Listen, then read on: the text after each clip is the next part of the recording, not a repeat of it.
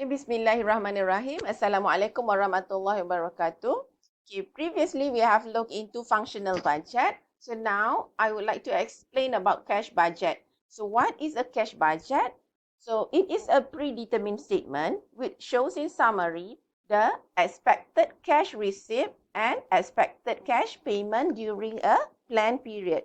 So basically it is a cash. So you look at how much that you receive and how much that you have to pay. All those things are kept in your cash budget. So it shows the effect of the budgeted activities of the business in terms of selling and buying expenses, anything that you purchase, anything that you pay. So all those things will be recorded in your cash budget. So what's the anything that relates to cash? Okay. What's the purpose of you preparing the cash budget?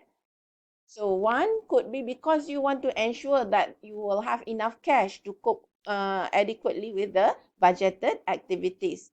Next, the budget will show if there is any deficiency of cash in the future in which the management may want to plan on applying for additional financing in preparation for the deficiency.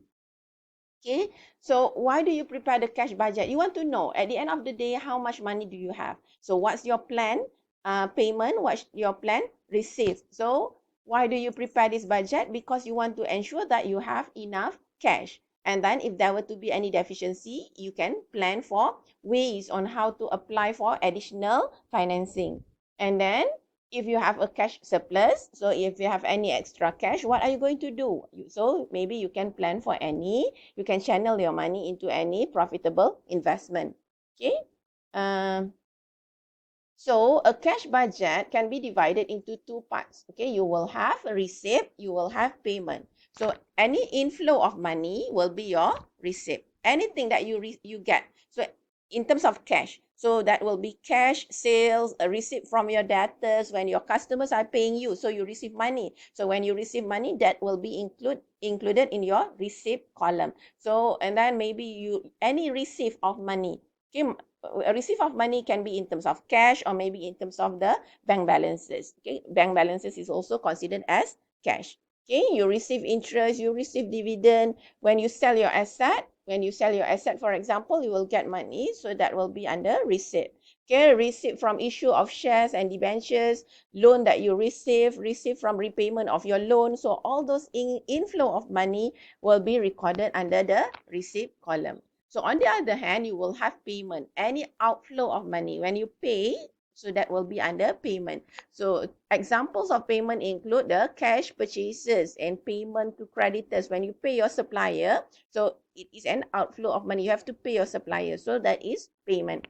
So payments for interest or loan or debentures, any payment, any outflow of money, payment of dividend, purchase of asset. So when you purchase asset, you have to pay you have to pay. So when you have to pay, it is an outflow. Redemption of shares, loan repayment, loan given to others. So those are the payments that you have to make. So very simple cash budget. You have two items that you need to concern. One is receipt, the other one is payment. So receipt will be all the inflow, payment will be all the outflow of money. So one more thing you need to one more important thing that you need to note is about the profit. Okay, bear in mind that profit is not the same as your cash. So cash is basically the cash that you have. Okay,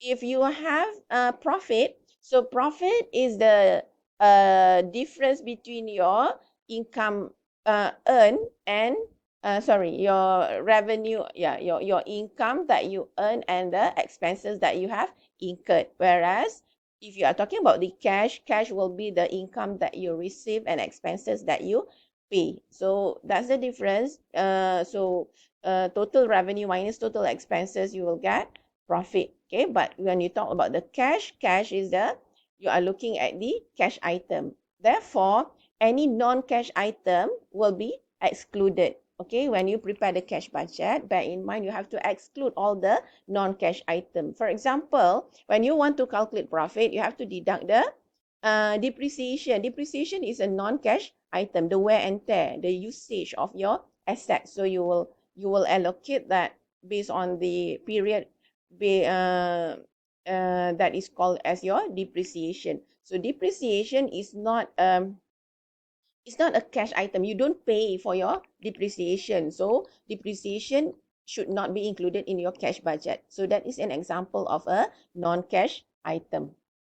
Okay, so any receipt and any payments, those are the things that you should include in your cash budget. So now I'm going to explain to you about the preparation of the cash budget. How are you going to prepare your cash budget?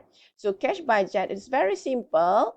Okay, this is the format of your cash budget. So you put in the cash budget you put in the name of the company, you put in the period. So you are preparing the cash budget for which period.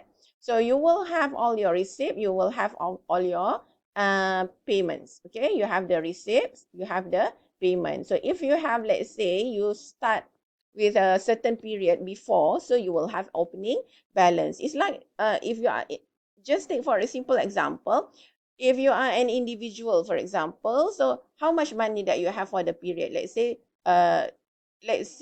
for January. So if you have for January, do you have any balance of your cash? So if you have any balance from last month, so that will be under opening balance. Then your parents give you some money, so that will be receipt. So you put in your receipt column any inflow of money. Okay, you sell something, so you will get money. So that will be under the receipt column. So you will have total receipts. Total receipt will be your opening balance plus your all the inflow of money. So you will have the total cash available. Sorry, you have your opening balance again. So you have your opening balance from the previous period.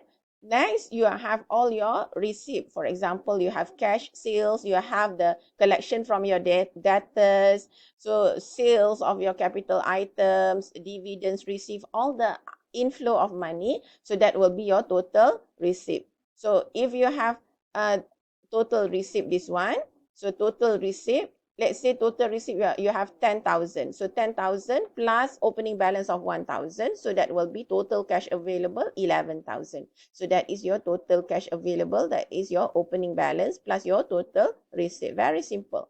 Next, less your payment. All the outflow of money that you have to pay just now, the cash purchases, you make cash purchases, you pay the wages, you pay salaries, you pay rent, you pay taxation, you pay interest, all those things, all the payment, all the outflow. So you total all these outflow, so you will have total payment. So all, let's say you have 11,000 just now, 11,000 minus, for example, total payment is 5,000.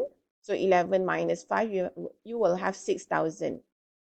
So closing cash balance, this one is 6,000. So that will be A plus B minus your C. So that closing balance for one period will be the opening balance for the next period. If let's say you are doing for January, so at the end of January, on 31st January, so you will have, for example, 6,000. So that 6,000 will be the opening balance for February. So you will prepare the budget on a period by period basis. So that is basically how you prepare your cash budget. So it's very easy, very simple.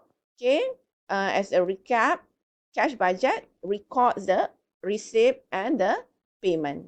So all the receipt will be positive. You add to your, in the receipt column, all the payment, you have to minus. So you look into the difference. So you want to know how much at the end of the period, the balance of your cash.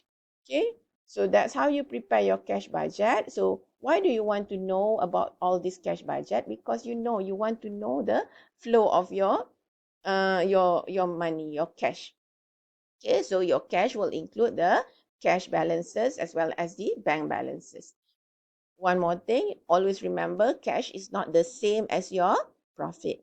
Okay, because profit is prepared based on the difference between your revenue earned and expenses incurred, whereas your cash is, you look at the difference between your receipt and your payment to get your closing balances. Okay, in the next video, we will look into the example of how to prepare the cash budget. So this is the basic items that you need to know for the preparation of the cash budget. So with that, I thank you.